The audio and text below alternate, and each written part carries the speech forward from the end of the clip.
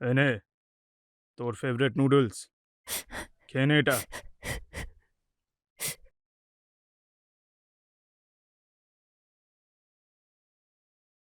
আমি মাম্মার কাছে যাব। শ্শ্, চুপচাপ খেয়ে নে, তারপরেই তোকে ছাড়বো। মুখ খোল।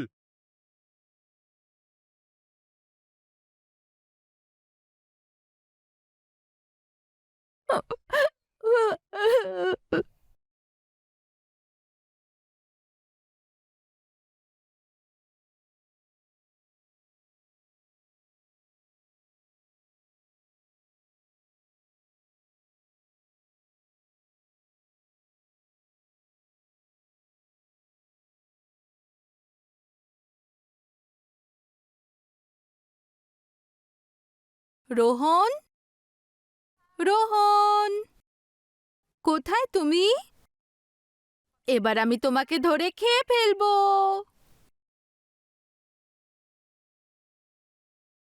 আমাকে তো তুমি খুঁজেই পাবে না মাম্মা। আচ্ছা, এক্ষুনি আসছি আমি, দাঁড়াও তুমি।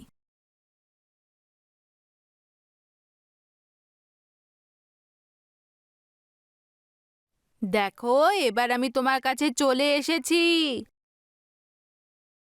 রোহন, এই ধরে ফেলেছি। এবার আমি খেয়ে ফেলবো আমার তোমাকে। কাতকুতু লাগছে মাম্মা, না।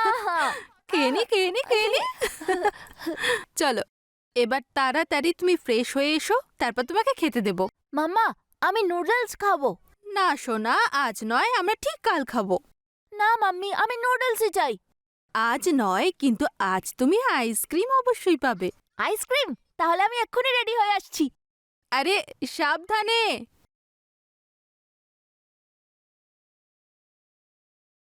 হ্যাঁ বলুন মা। ভালো থাকো মা। তুমি কেমন আছো? আমি ভালো আছি, আপনি কেমন আছেন? আমি তো ভালো আছি। আর রোহন কেমন আছে? ওর কথা আর বলবেন না, এত দুষ্ট হয়েছে। এক্ষুনি নুডলস খেতে চাইছিল, অনেক কষ্ট করে ওকে বোঝালাম। একদম ওর বাবার।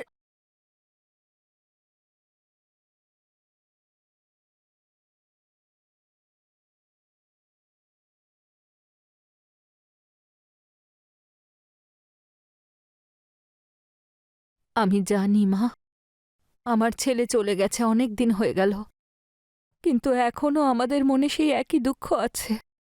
আমি তোমার কষ্টটা বুঝতে পারছি। আমি তোমায় কতবার বলেছি যে আমাদের কাছে এসে থাকো। কি করবে তুমি একা থেকে ওখানে? না মা, রোহিতের যাওয়ার পর আমি ভেবেছিলাম আমি থাকতে পারবো না, কিন্তু রোহনের মুখে হাসি দেখে আমি আমার সব কষ্ট ভুলে যাই। সৎ মা হওয়া সত্ত্বেও তুমি রোহনের এত খেয়াল রাখছো। নিজের মা হলে এত খেয়াল রাখতো না, কিন্তু কি করব, রোহনের মা ওকে জন্ম দিয়েই তো চলে গেল। রোহিত ৩ বছর পরে তোমাকে বিয়ে করার জন্য রাজি হলো, আর ভাগ্যের পরিহাস দেখো, সেই রাতে সেই রাতে অ্যাক্সিডেন্টে।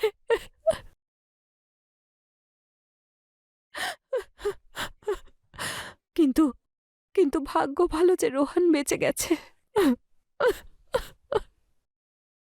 ওর ভরসাতেই তো আমরা বেঁচে আছি মা। যদি যদি ভগবান রোহিতের বদলে আমাকে তুলে নিত। না মা, আপনি কাঁদবেন না, আপনার শরীর খারাপ করবে। আপনি এবার নিজেকে সামলান। আচ্ছা, এখন ফোনটা রাখি, রোহনের খাওয়ার সময় হয়ে গেছে, না হলে আর খেতে চাইবে না। আপনি নিজের খেয়াল রাখবেন। ঠিক আছে মা, হ্যাঁ, এখন রাখছি, প্রণাম নেবেন। ভালো থেকো।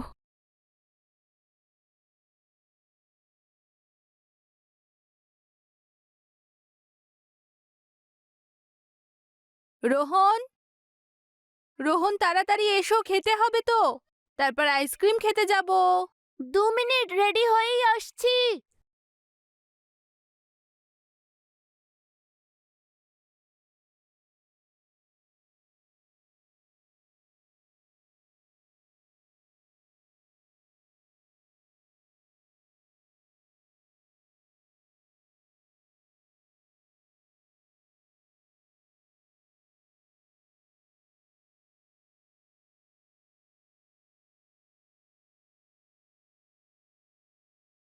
তুমি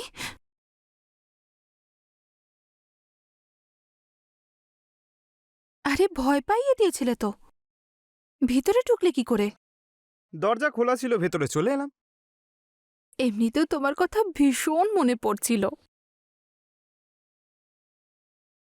জানো, হুম? তোমার ভালোবাসার জন্য আমি ছটফট করছিলাম। আরে কন্ট্রোল, আমাদের একসঙ্গেই তো থাকতে হবে। এমনিতেও আর কোনো কাটা আমাদের মাঝখানে থাকবে না। তাছাড়াও একটা কাঁটা ছিল রোহিত নামের, যাকে তুমি এইভাবে সরালে যে পুলিশও হয়তো ভাবছে যে কি হলো।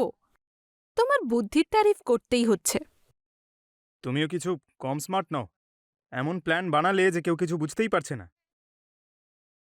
যাকে এই বাড়ি আর টাকা সব আমার হয়ে গেছে, এবার শান্তিতে জীবনটা কাটাতে পারবো। আর পড়ে রইল ওই বুড়ি, ওকে তো আজ নয় কাল যেতেই হবে। তারপর গোয়ার ফার্ম হাউসটা, ওটাও আমার হয়ে যাবে। আর আমার ভাগটা?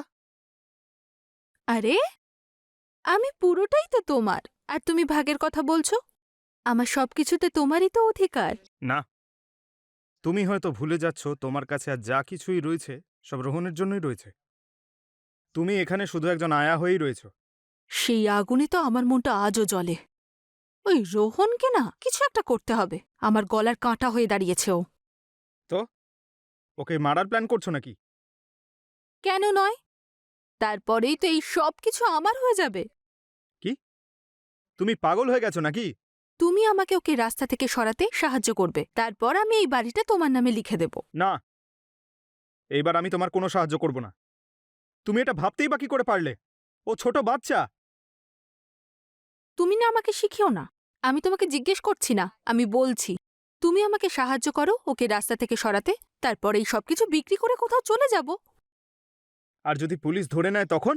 পুলিশ কিছুই করতে পারবে না। লাস্ট টাইমের মতো একদম প্রপার প্ল্যানিং করব। আচ্ছা শোনো,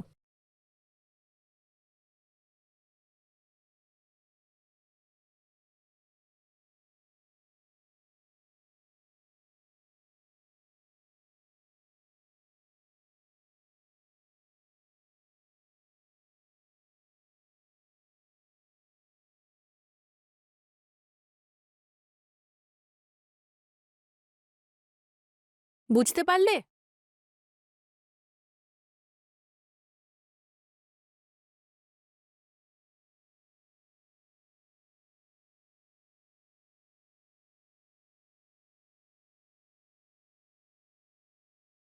আমি কমিশনার স্যারের সঙ্গে কথা বলেছি, দেখা যাক কি হয়। আচ্ছা স্যার। স্যার আমার বাচ্চা, আমার বাচ্চা।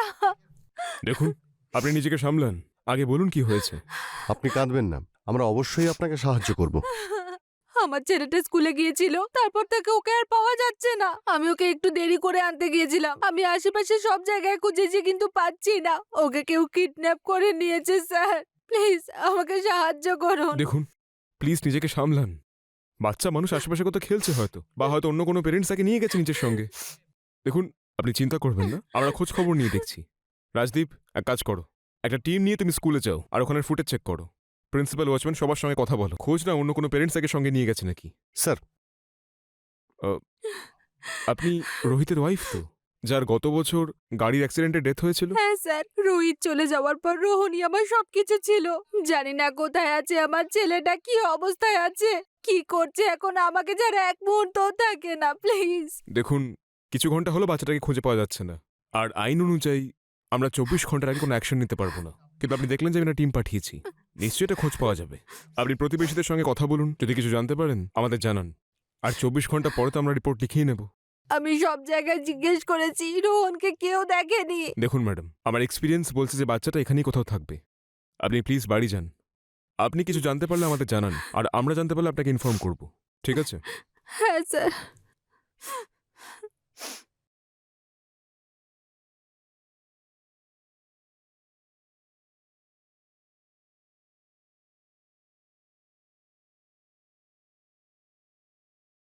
না মা, আমি সব জায়গায় দেখেছি, কিন্তু রোহনকে কোথাও পাচ্ছি না। আমি পৌঁছেও গিয়েছিলাম, আমি তো কিছু বুঝতেই পারছি না এখন কি করব। দেখো মা, তুমি সাহস হারিও না, রোহানকে ঠিক পেয়ে যাব। তুমি বললে আমি ওখানে চলে যাব। এমনিতেও আমার এখানে মন লাগছে না। না শুনুন মা, আপনি ওখানেই থাকুন। বাবারও তো শরীরটা ভালো নেই, ওনাকে কে দেখবে? আর আপনি চিন্তা করবেন না, আপনি তো বোঝেনই একজন মায়ের মন। আমি রোহনকে ঠিক খুঁজে বের করব। ঠিক আছে মা, তুমি ভরসা রাখো। হ্যাঁ মা, এখন আমি রাখি, আশেপাশে আরেকবার জিজ্ঞেস করি। ঠিক আছে মা। হে ভগবান, আমার নাতিটাকে খুঁজে দাও।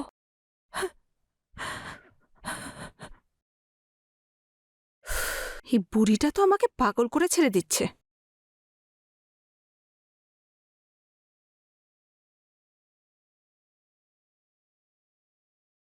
হ্যালো, কখন থেকে চেষ্টা করে যাচ্ছি। কোথায় তুমি? তাড়াতাড়ি বাড়ি এসো।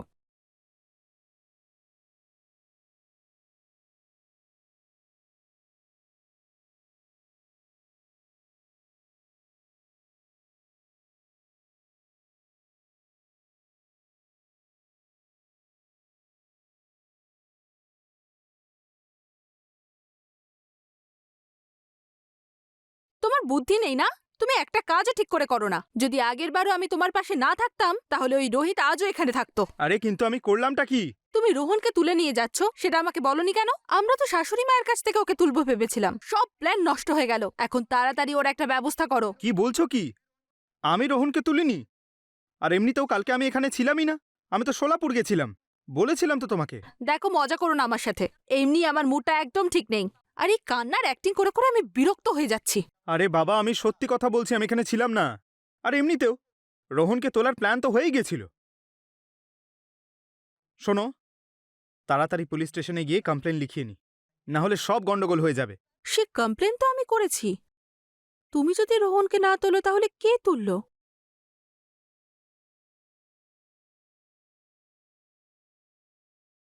হ্যালো,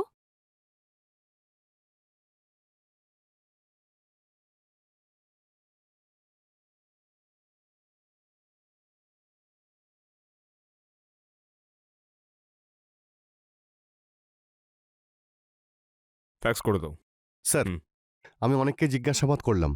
স্কুলের সিসিটিভিতে দেখা গেছে যে রোহন স্কুল থেকে বেরোচ্ছে, কিন্তু গেটের বাইরে সিসিটিভি না থাকায় ও ওখান থেকে কোথায় গেছে সেটা জানা যায়নি। এই ওয়াচম্যান কিছু বললো? হ্যাঁ স্যার, ওয়াচম্যানের সঙ্গে কথা বলেছি। ওয়াচম্যান আমায় বলল যে রোহন নাকি প্রতিদিন সামনের দোকান থেকে কিছু না কিছু কিনতো, আর সেটা ভেবে ও আর ভালো করে দেখেও নি। সেই সময় ওয়াচম্যানের একটা কল আসে। ওয়াচম্যান যখন ফোনে কথা বলছিল সেই সময় যে রোহন কোন দিকে গেছে সেটাই জানতে পারা যায়নি। আর সিসিটিভিতে পরিষ্কার দেখাও যাচ্ছে। তার মানে কোনো চেনা পরিচিত মানুষই রোহনকে কিডন্যাপ করেছে। ও জানতো যে রোহন নিশ্চয়ই সামনের দোকানে গিয়ে কিছুটা কিনে আনবে। ব্যাপারটা বড্ড গোলমেলে। এটা কে হতে পারে যে রোহনকে কিডন্যাপ করলো? কিন্তু কেন করলো? এই প্রিয়ার সঙ্গে কথা হলো? কোনো র্যানসম কল এসছে? না স্যার, এখন অবধি তো না। ওনার সঙ্গে কথা বলতে চাইলে উনি ভালো করে কথাও বলছেন না, শুধু কেঁদেই যাচ্ছেন। হুম। হ্যালো, আমরা আসছি।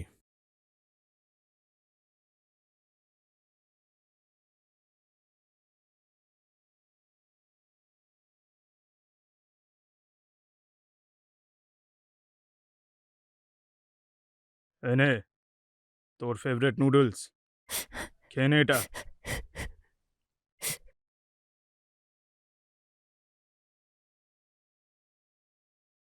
আমি মাম্মার কাছে যাব। শ্শ্, চুপচাপ খেয়ে নে, তারপরেই তোকে ছাড়বো। মুখ খোল।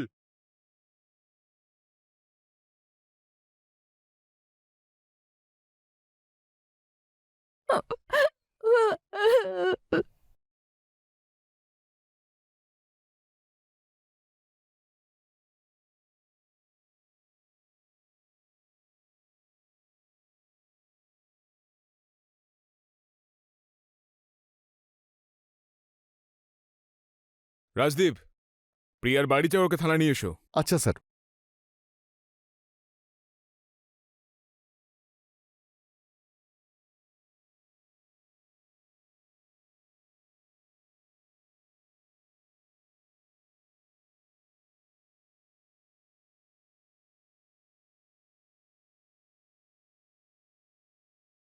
স্যার, আমার রোহনের কোনো খোঁজ পাওয়া গেল? হ্যাঁ, আপনাকে আমার সঙ্গে পুলিশ স্টেশনে যেতে হবে। চলুন।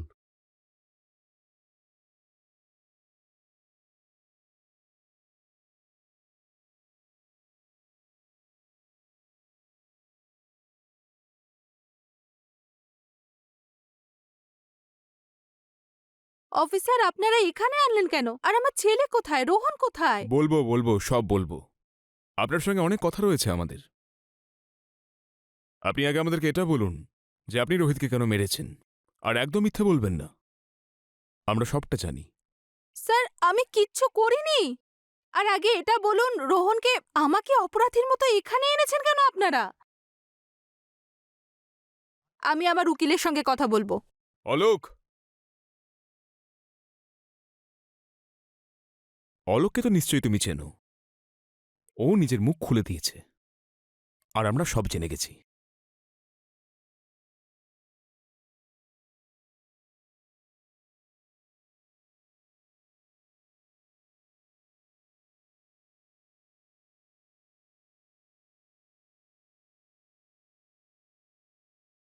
ফোন করে এখানে ডাকলে কেন? স্যার, আমি জানি রোহন কোথায়, আর ওকে কে তুলেছে। কে তুলেছে? স্যার, আমিই তুলেছি রোহনকে। প্রিয়া বলেছিল বলে। আর তোমারই কথা আমি বিশ্বাস করব কেন যে তুমি সত্যি বলছো? স্যার, আপনাকে বিশ্বাস করতেই হবে। রোহন?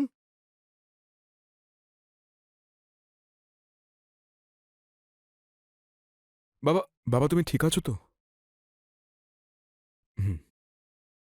স্যার, স্যার, এই বাচ্চাটার প্রিয়ার থেকে অনেক বিপদ। রোহিতের পরও এই বাচ্চাটাকে মারতে চায়। রোহনকে না কিছু একটা করতে হবে। আমার গলার কাঁটা হয়ে দাঁড়িয়েছে ও। তো ওকে মারার প্ল্যানে রয়েছো নাকি? কেন নয়? তারপরে তো সবকিছু আমার নামে হয়ে যাবে। কি? তুমি পাগল হয়ে গেছো নাকি? তুমি আমাকে ওকে রাস্তা থেকে সরাতে সাহায্য করো, তারপরে এই বাড়িটা আমি তোমার নামে লিখে দেব। না, এইবার আমি তোমার কোনো সাহায্য করব না। তুমি এটা কি করে ভাবতে পারলে? ও একটা ছোট বাচ্চা। তুমি না আমাকে শিখিও না। আমি তোমাকে জিজ্ঞেস করছি না, বলছি আমি। এই সবে কিন্তু তুমিও ফাঁসবে, সেটা কি জানো? হ্যাঁ স্যার, জানি। কিন্তু মরে যাবার থেকে তো ভালো সরকারি সাক্ষী হয়ে সারা জীবন জেলে কাটানো। আর তোমায় কে মারতে চায়? প্রিয়া। প্রিয়া? ও তোমায় কেন মারতে চায়? তোমাদের তো বাইরে গিয়ে সেটেল হওয়ার প্ল্যান ছিল।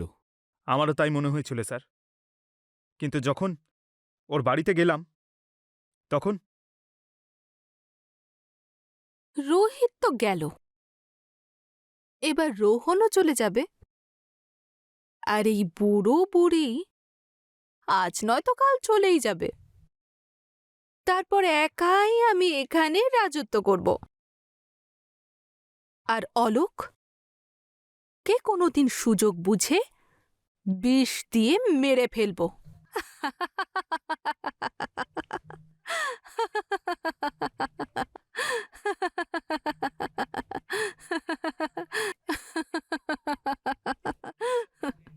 তুমি ঠিক করেছো যে রোহনকে আমার কাছে নিয়ে এসেছো।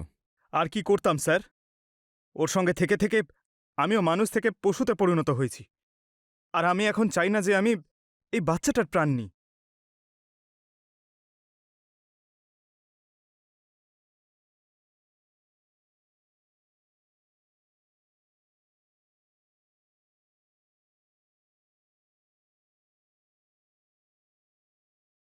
আমি জানতাম যে লোভ মানুষকে অন্ধ করে দেয়, কিন্তু এতটা যে কাউকে মেরে ফেলতে হয়?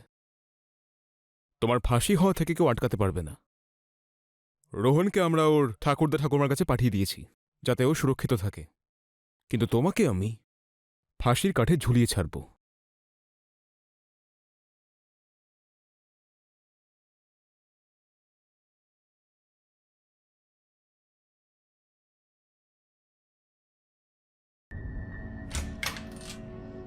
নমস্কার। মীনা দেবী কি আপনি?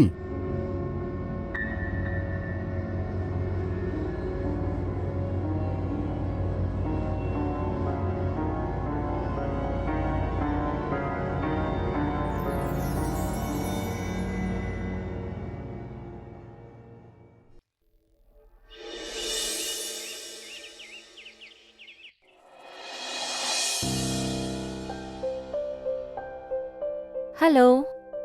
হ্যাঁ রে, কেমন আছিস? আমি ঠিক আছি, তুই বল। হ্যাঁ রে, আমিও খুব ভালো আছি। তুই জানিস এখানে সর্দারজির কাছে নতুন নতুন শাড়ি এসেছে, দারুণ দারুণ দেখতে, আর ডিসকাউন্টও চলছে রে। কি বলছিস রে? হ্যাঁ, যা গিয়ে তাড়াতাড়ি কিনে আন। আমিও জানিস তো কিনে এনেছি শাড়ি। জানিস ডিসকাউন্ট চলছিল বলে আমি একটার সঙ্গে আরেকটাও কিনেছি। ভালোই তো রে। তুই তো বেশ চালাক দেখছি। আরে 50%ই তো, কিন্তু বেস্ট কোয়ালিটি রে। 50% ডিসকাউন্ট? ইয়েস। ঠিক আছে, আমি আজকে সন্ধেবেলা কিনে আনবো। তুই একটা কাজ কর না, আমার বাড়িতে চলে আয়, কাল একসঙ্গে যাব, ঠিক আছে? ঠিক আছে, ওকে, সি ইউ। বাই। বাই।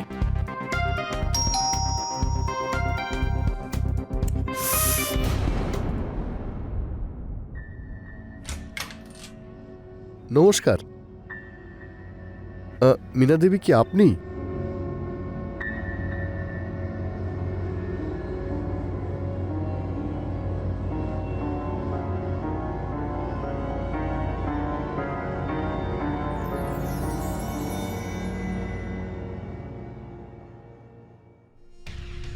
হ্যাঁ বলুন, কি দরকার আপনার? আমাকে গুপ্তাবাবু পাঠালেন, উনি বললেন আপনি নাকি ভাড়াটে খুঁজছেন, তো এখানে কি ঘর খালি আছে? হ্যাঁ হ্যাঁ, আসুন না, আপনি ভেতরে আসুন। Thank you. আপনার বাড়িটা সত্যিই খুবই সুন্দর, আর তার থেকেও বেশি সুন্দর তো ভিতরের ঘরটা। Thank you so much. আচ্ছা, এই ঘরের ভাড়া কত হবে? আপনার যা ইচ্ছে তাই দেবেন। হ্যাঁ? না মানে বলতে চাইছি, এই রুমের রেন্টটা হলো 5,000, কিন্তু আপনি 4,000 দিলেই হবে। আচ্ছা আচ্ছা, থ্যাংক ইউ আন্টি। কি বললে তুমি? আন্টি? আমায় দেখে তোমার আন্টি মনে হচ্ছে? মানছি আমার বয়সটা একটু বেশি, হ্যাঁ একটু মোটা হয়ে গেছি, আমার বিয়েও হয়নি এখনো, কিন্তু আমি আন্টি নই। আমি যদি একটু মেকআপ করে বসি না, তাহলে আজকালকার মডার্ন মেয়েদের থেকেও কোনো অংশে কম নয়। আমাকে আর আন্টি বলবে না। কি বলবো তাহলে? তুমি আমাকে মিনা বলতে পারো। ঠিক আছে মীনা দেবী, তাহলে আমি আজকেই জিনিসপত্র নিয়ে আসি। আরে তুমি আজকে কেন, এখনই শিফট করে যাও। ঠিক আছে, আমি আমার জিনিসপত্র নিয়ে আসছি। ওকে। হ্যাঁ।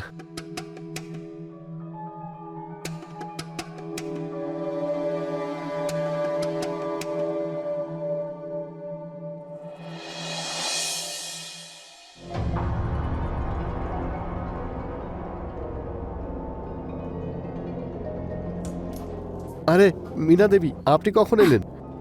আরে সরি। আসলে আমি তোমার জন্য চা এনেছিলাম, ভাবলাম হয়তো টায়ার্ড আছো। থ্যাংক ইউ মীনা দেবী, আপনি আমার জন্য এত কিছু করছেন।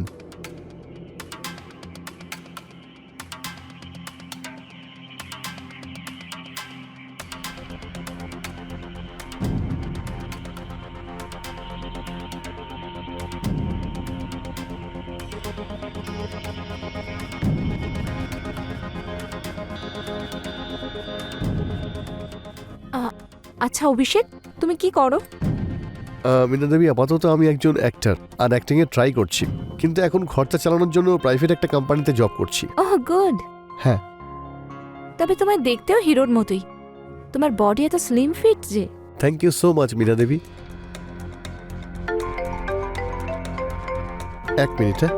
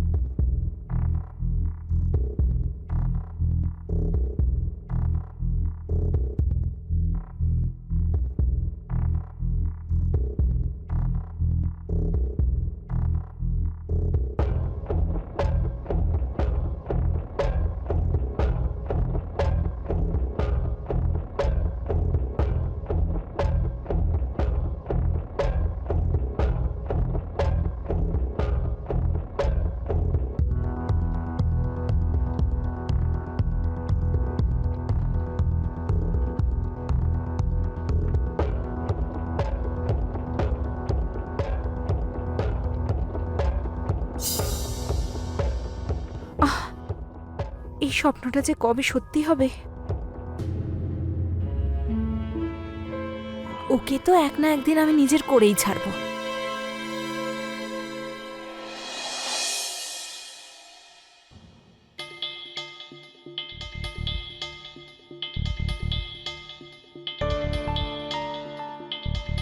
আরে তুমি এসে গেছো? কেন, কোনো কাজ আছে কি?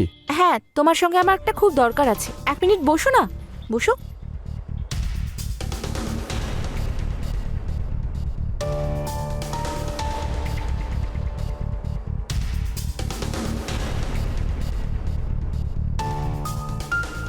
এই নাও স্পেশাল কফি, আমি তোমার জন্য বানিয়েছি।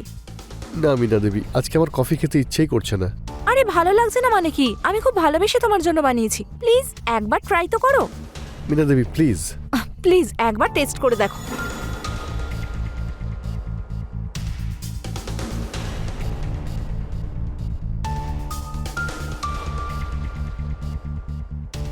মীনা দেবী থাক, আমি খাবো না।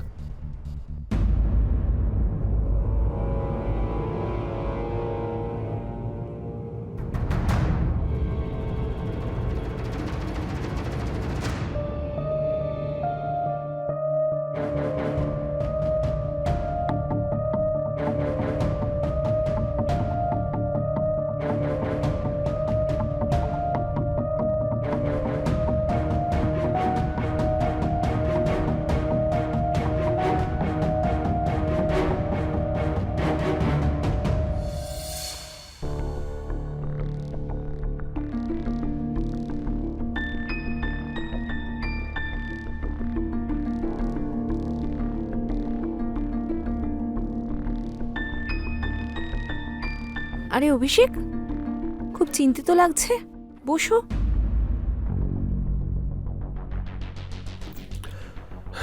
কিছু না, এমনি। কি বলবো? কি হয়েছে? অফিসে কিছু হয়েছে? না, অফিসে তো কিছু হয়নি, ব্যাস এই মাসে স্যালারি একটু লেট হবে, আর বস বলেছেন স্যালারি পেতে অন্তত 15 দিন লাগবে। আপনাকেও রেট দিতে হবে আর বাড়িতেও টাকা পাঠাতে হবে। কি যে করব আমি কিছুই বুঝতে পারছি না। আরে এই সামান্য ব্যাপার, এতে এত চিন্তা করার কি আছে? তুমি কোথাও পালিয়ে তো যাচ্ছ না, পরে দিয়ে দিও রেন্ট। আরে মীরা দেবী, ব্যাপারটা ঠিক তা নয়। তাও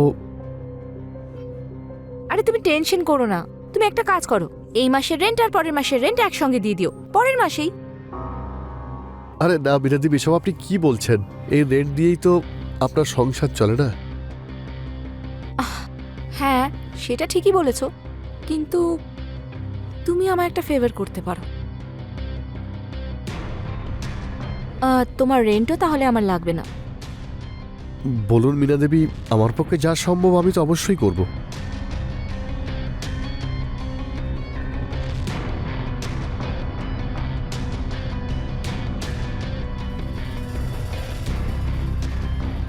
তোমায় আমার কিছু চাহিদা মিটিয়ে দিতে হবে, তাতে তোমারও লাভ হবে আর আমারও। মীনা দেবী, আমি কিছু বুঝতে পারলাম না।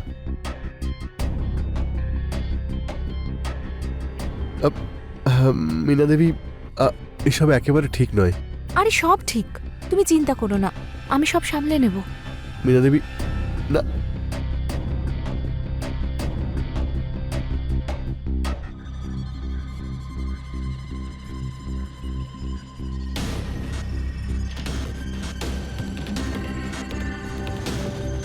মীনা দেবী, এসব কিন্তু একদমই আর নয়।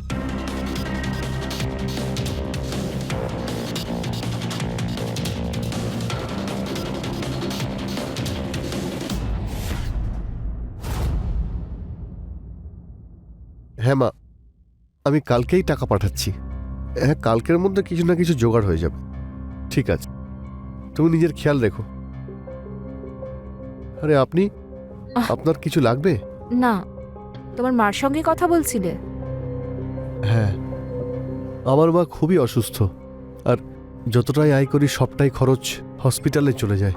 এখন এটাই বুঝতে পারছি না কি করে ওনাকে টাকা দেবো আর আপনার ভাড়া কি করে দেব। তুমি সেটা নিয়ে একদম চিন্তা করো না, এক না একদিন এরকম সময় সবারই আসে। আমারও এসেছিল যেদিন আমার স্বামীর ডেথ হয়েছিল। আমি খুব একা হয়ে গেছিলাম, কিন্তু আমি নিজেকে সামলেছি। আপনি চিন্তা করবেন না মীনা দেবী, আমি 2-4 দিনের মধ্যে অ্যারেঞ্জ করে আপনাকে ভাড়া দিয়ে দেবো। আরে না না, তুমি সেটা নিয়ে চিন্তা করো না, তুমি শুধু তোমার মায়ের চিকিৎসার জন্য টাকা পাঠিয়ে দাও, রেন্টটা এখন থাক। অভিষেক, তুমি খুব ভালো, তোমার কারোর ভালোবাসার প্রয়োজন নেই, কিন্তু তবুও আমি তোমাকে খুব ভালোবাসি। মীনা দেবী, আমরা দুজন একে অপরের চাহিদা মেটাতে পারি অভিষেক। মীনা দেবী, আপনি এসব কি করছেন? অভিষেক কিচ্ছু ভুল করছি না, বোঝো।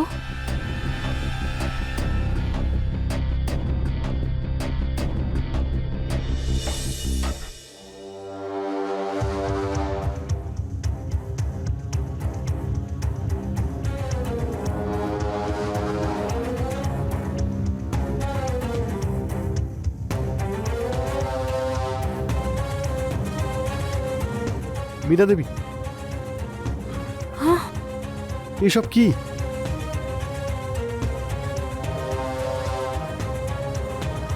কাল রাতে যা ঘটেছে সেটা ভুলে গেলে নাকি? কাল রাতের ঘটনার কাছে তো এটা কিছুই না। আমি ভুল করে ফেলেছি। এরপর থেকে এরকম আর কিছুই করব না। কিছুই ভুল হয়নি, যা হয়েছে আমাদের দুজনের ইচ্ছেতে হয়েছে, আর তাতে আমি খুব খুশি হয়েছি। আশা করব যে তুমি এর পরেও আমাকে এভাবেই খুশি করবে, আর আমি তোমার রেন্টটা মাফ করে দেব। এরপর থেকে এরকম আর কিছুই হবে না।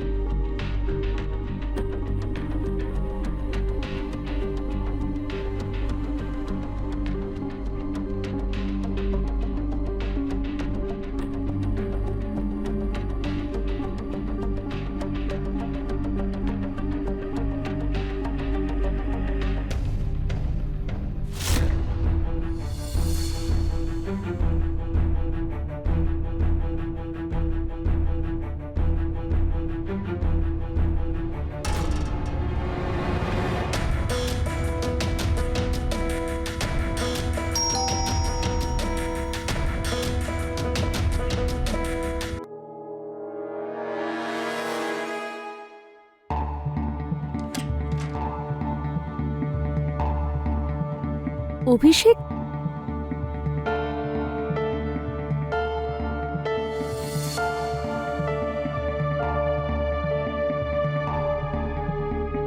Yes. Hi sir, I am Rosie, আপনার new intern. Oh yes yes, come come. ওকে।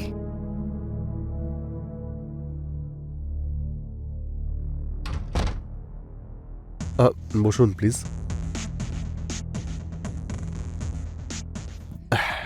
আর সবকিছু ভালো তো? হ্যাঁ। দেখো, তোমাকে এখানে রোজ 15 দিন ট্রেনিংয়ে আসতে হবে। আর তুমি জানো আমার অফিসে আমার কত কাজ থাকে, তাই বাইরে শেখানোর কোনো সুযোগই পাবো না। তাই তোমাকে রোজ এই সময় আমার বাড়িতে আসতে হবে। আমি তোমাকে সব কিছু শিখিয়ে দেবো। ওকে? Okay sir. স্যার নয়, শুধু অভিষেক। ওকে অভিষেক। চা বা কফি? কফি। ওকে, এক্ষুনি নিয়ে আসছি।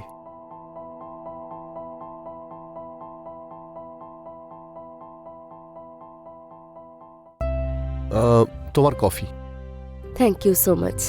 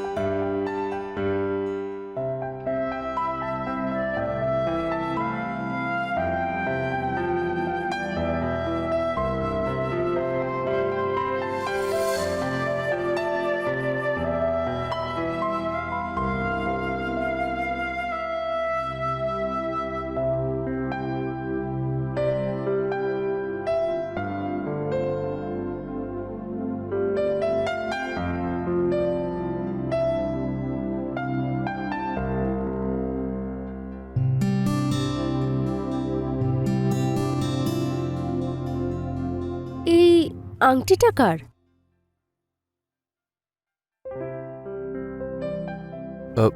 রোজি, হুম। আমি অনেকদিন থেকে তোমায় একটা কথা বলতে চাই, তবে তুমি যদি পারমিশন দাও তো আমি কি বলতে পারি? অফকোর্স, বলো। Rosie, hmm. You marry me? Mary?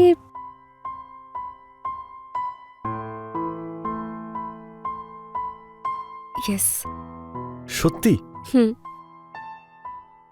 Thank you Rosie. তুমি তো আমাকে আগেই বলতে পারতে। ব্যাস বলার সাহস হয়নি, তাই তোমাকে আমি বলতে পারিনি।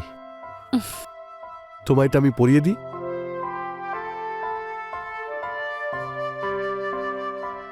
Thank you. অভিষেক, এটা তুমি আমার সঙ্গে ভালো করলে না। তোমাকে এর ফল ভোগ করতেই হবে।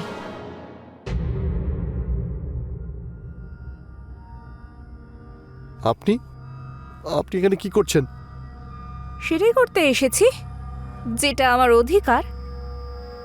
সেদিন রাতে যা কিছু হয়েছিল সব আমার ভুল ছিল, আর এরকম ভুল আর ভবিষ্যতে হবে না। আমি ভালো করে জানি যে তুমি কি স্বপ্ন দেখছো। তুমি ওই মেয়েটাকে বিয়ে করতে চাও, তাই তো? আমি সব দেখেছি, কিন্তু তোমার এই স্বপ্নটা কোনোদিনও পূরণ হবে না, কারণ আমি ওকে সব কিছু বলে দেব যে তুমি আমার সঙ্গে রাতে কি কি করো। আপনার যা করার আপনি করুন, কিন্তু আমি বিয়ে ওকেই করব। সেটা কোনোদিনও হবে না। আমি তোমাকে এরকম করতেই দেব না।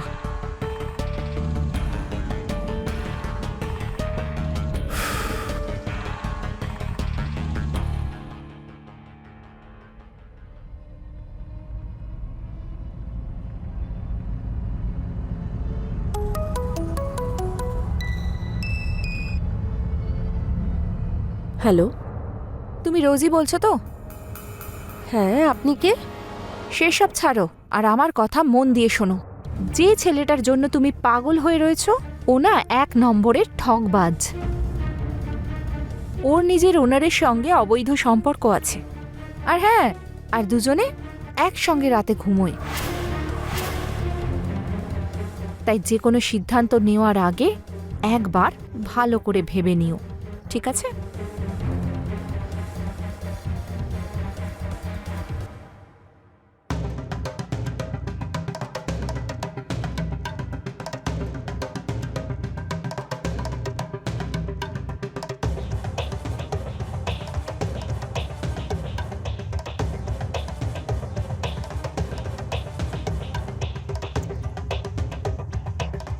কি ব্যাপার, আজ একা একা কাজ করছো? তোমার অভিষেক স্যার কোথায়? ও একটু বাইরে গেছে কোনো একটা কাজে, চলে আসবে। বাই দ্য ওয়ে, এই ছেলেটার কিন্তু জীবনটা মজাদার। একদিকে আমার সঙ্গে রাত কাটাচ্ছে, আর অন্যদিকে তোমাকে বিয়ের প্রতিশ্রুতি দিচ্ছে। এইসব কি বাজে কথা বলছো তুমি? বাজে কথা? আমি সত্যি বলছি। ও প্রতিটা রাত আমার সাথেই কাটায়, আর আমাকে ভীষণ ভালোবাসে। ওর টাচ, ওর কিস, উফ। Shut up! কি হয়েছে রোজ? সব ঠিক আছে তো? হ্যাঁ গো, সব ঠিক আছে। আমি তো ওই আন্টিকে বলছিলাম যে আমি তোমাকে ঠিক কতটা বিশ্বাস করি, আর কেউ যদি তার মাঝখানে আসার চেষ্টা করে সে কখনোই সফল হবে না, তাই না? হ্যাঁ।